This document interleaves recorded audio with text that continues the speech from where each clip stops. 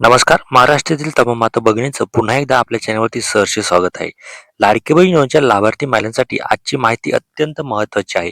अनेक महिलांचा एकच प्रश्न आहे, आमचे हप्ते बंद का झालेत आणि ई-के-वाय-सी केल्यानंतरही पैसे का आले नाहीत आणि आता थकीत हप्ते एकत्र मिळणार का? तर आजच्या व्हिडिओमध्ये आपण या सर्व प्रश्नांची सविस्तर चर्चा करणार आहोत. शासनाकडून सुरू असलेल्या पडताळणी प्रक्रियेनंतर कोणत्या महिलांना पुन्हा लाभ मिळू शकतो?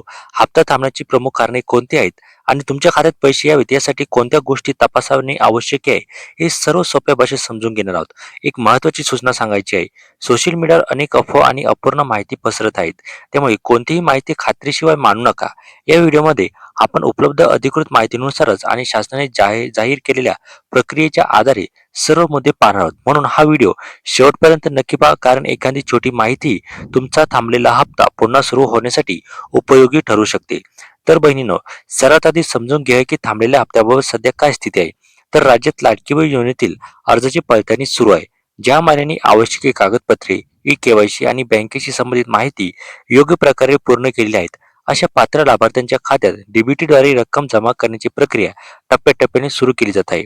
आता प्रश्न येतो की काही महिलांचे हप्ते का थांबलेले आहेत? तर यामागे मुख्यतः 3 कारणे दिसून आलेली आहेत. पहिलं कारण म्हणजे ई-के-वाय-सी अपूर्ण असणे. अनेक महिलांनी वेळेत ई-के-वाय-सी पूर्ण केली नव्हती.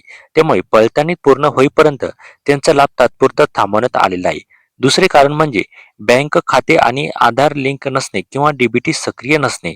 जर आधार बँक खात्याशी लिंक नसेल किंवा डीबीटी सुरू नसेल, तर शासनाकडून पाठवलेली रक्कम खात्यात जमा होऊ शकत नाही. तिसरे महत्त्वाचे कारण म्हणजे अर्जातील त्रुटी. उत्पन्नाची माहिती, वैयक्तिक तपशील किंवा इतर कागदपत्रांमध्ये विसंगती आढळल्यास अर्ज होड किंवा अपात्र इथे होऊ शकतो.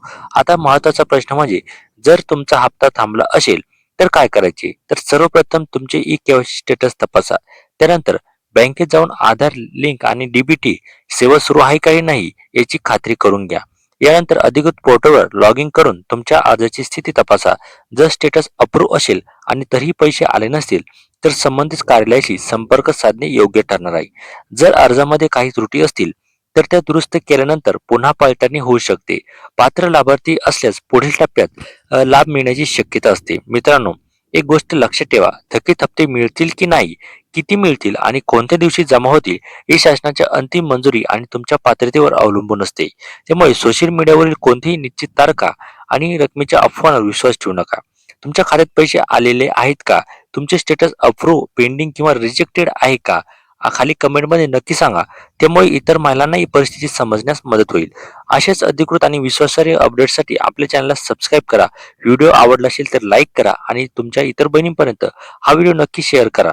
तर चला, भेटूया एका पुढच्या नव्या अपडेट सोबत. तोपर्यंत धन्यवाद. जय महाराष्ट्र.